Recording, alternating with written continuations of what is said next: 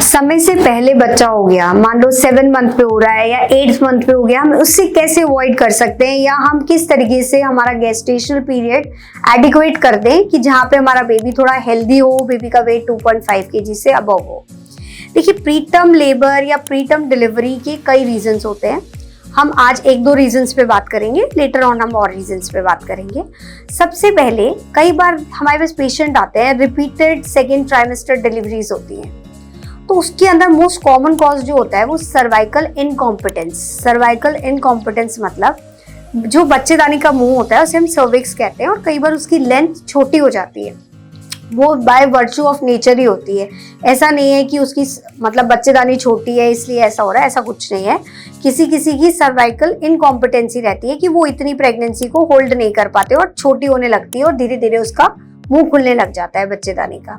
तो हम क्या कर सकते हैं कि जब हम फर्स्ट ट्राइमेस्टर स्कैनिंग करा रहे हैं, आफ्टर हमारा NT-NB स्कैन हो गया, हमारा डबल मार्कर बिल्कुल ठीक है, और अगर हमारी सर्वाइकल लेंथ कम आ रही है 2.5 से, तो हम सर्वाइकल स्टिचेस लगवा सकते हैं, जिसको ऑस टाइटनिंग के बारे में कहते हैं, या फिर कई बार कह देते हैं कि बच्चेदानी के मुंह पे सिलाई कर देते हैं। तो वो एक तरीके से बच्चेदानी के मुंह को स्ट्रेंथनिंग करने के लिए होता है, ताकि आप प्रीटर्म लेबर में ना जाएं और समय से पहले आपकी डिलीवरी ना हो और बच्चे का वेट थोड़ा अच्छा आ जाए 2.5 के अराउंड, ताकि बच्चा होने के बाद में बच्चे को न्यूनेटल मॉर्बिडिटीज कम रहे।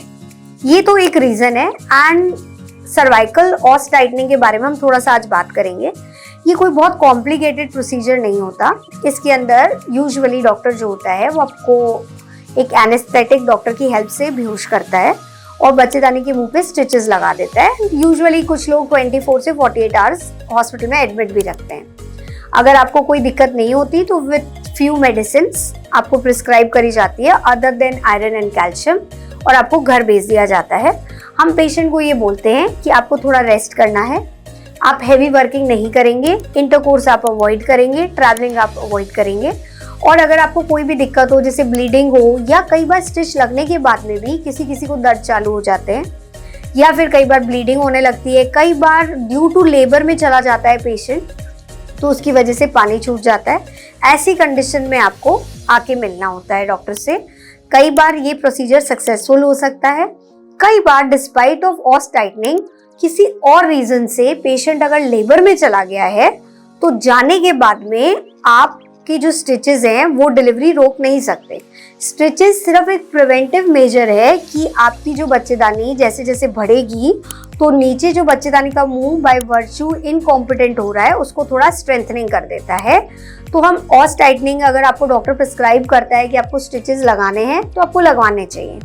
ये बेनिफिट होते हैं। काफ़ी लोगों के अंदर ये होता है कि हम जो एक निक ऑफ टाइम होता है कि हम जैसे सपोज हमारा एंटिसिपेटेड है कि हमारी पहले 2 डिलीवरी जो है वो 7 मंथ में हो गई, बट हमने स्टिच लगाए तो मे बी हम 9 मंथ जस्ट एंटर कर जाएं, तो ये हमारे लिए बहुत बेनिफिशियल होता है कि बेबी का वेट एडिक्वेट हो गया है, तो एटलीस्ट आपके chances of having a child, a healthy child, वो इम्प्रूव हो जाते हैं।